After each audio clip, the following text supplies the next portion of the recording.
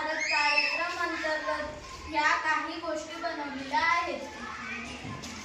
तुला माहित आहे का आपल्या देशाचे पंतप्रधान कोण? नरेंद्र मोदी साहेब आहेत. हो. नरेंद्र मोदींनी विकसित भारत बनवण्यासाठी कोणते उपक्रम लागू केले आहेत? आत्मनिर्भर भारत व वोकल फॉर लोकल. पहा, अमेरिका, चीन, लंडन आपण या